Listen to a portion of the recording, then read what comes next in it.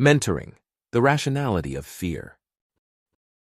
Some months ago, Lean In published the results of a survey by Sandberg and Pritchard showing a dramatic increase in the share of male managers who fear close interaction with female coworkers. Specifically, 60% of managers who are men are uncomfortable participating in a common work activity with a woman, such as mentoring, working alone, or socializing together. That's a 32% jump from a year ago. The survey's creators were dismayed. This is disastrous. The vast majority of managers and senior leaders are men. They have a huge role to play in supporting women's advancement at work or hindering it. There's not a company in the world that can afford to leave talent on the sidelines because that talent is female. But that's what will keep happening, unless all of you, especially men, commit to doing better. Most commentators found male managers' reluctance to mentor women especially reprehensible and irrational. Male managers aren't just undermining gender equality. They're paranoid. How so? Because innocent men have nothing to fear except false accusations, and these hardly ever happen. Thus, Prudy Gorguchon remarks.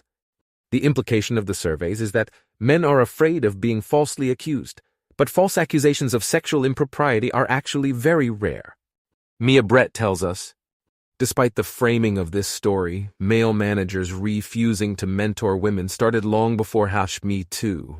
Furthermore, fears of false accusation aren't supported by statistics. Andrew Fiuzi. Dealing with men's unrealistic fears around false accusations will require unfamiliar amounts of self-reflection on the part of the men in question. Emily Peck. Some men also like to claim that women are fabricating claims. Those fears are largely unfounded, Thomas said. She points out that the same myth surrounds sexual assault. False accusations make up a very low percentage of reported rapes, according to several studies in line with other types of crime. While it's dauntingly hard to credibly estimate the rate of false accusation, I suspect all the preceding authors are correct. Human beings rarely invent bald, harmful lies about others. On reflection, however, this hardly implies that male man-agers are paranoid or otherwise irrational for 3 reasons. 1. You have to multiply the probability of a false accusation by the harm of a false accusation. Since the harm is high, even a seemingly negligible probability may be worth worrying about. Consider this passage in Fusey analysis. But according to Richard J. Reddick, an associate professor of educational leadership and policy at the University of Texas at Austin, there is, practically speaking, no evidence to justify the Pence rule, not dining alone with women other than your wife. You often hear about men being falsely accused of sexual harassment, he says, but the University of California, San Diego Center on Gender Equity and Health conducted a study recently that revealed that 2% of men and 1% of women had been falsely accused of sexual harassment or assault. So, in fact, accusations, and particularly false ones, are exceptionally rare. Taking these estimates at face value, it's hard to see the paranoia. A 2% chance of severe career damage is a serious risk, especially given the low personal benefits of mentoring.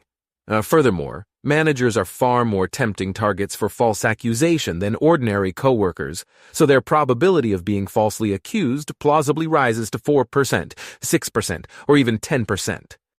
2. In any case, a low rate of false accusation, multiplied by a long mentoring career, could still readily lead to multiple false accusations, so it's hardly imprudent for many male managers to respond with great caution.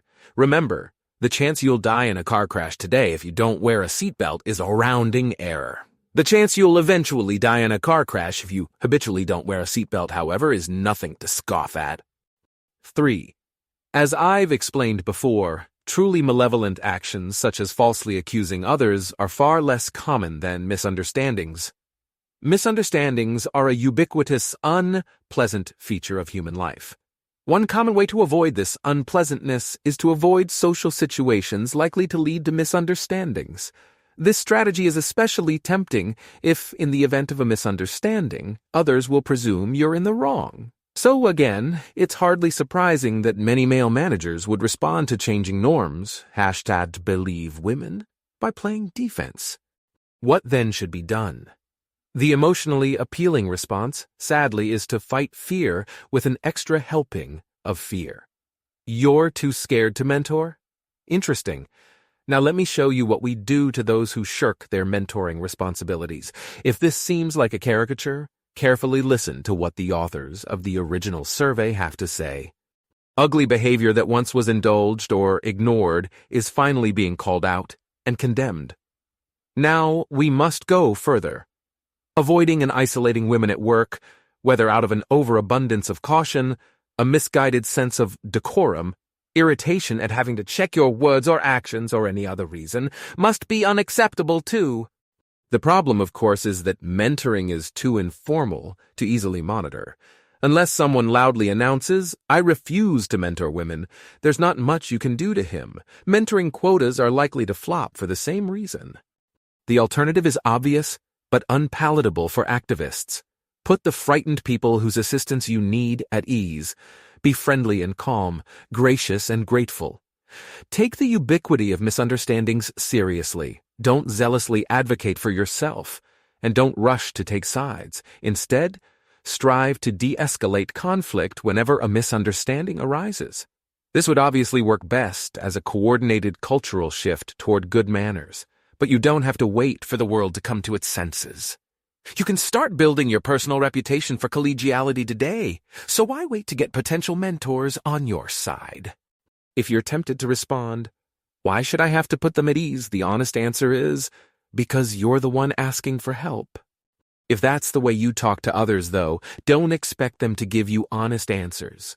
Intimidation is the father of silence and the mother of lies. If you have to use threats to exhort help, you'll probably just get a bunch of empty promises.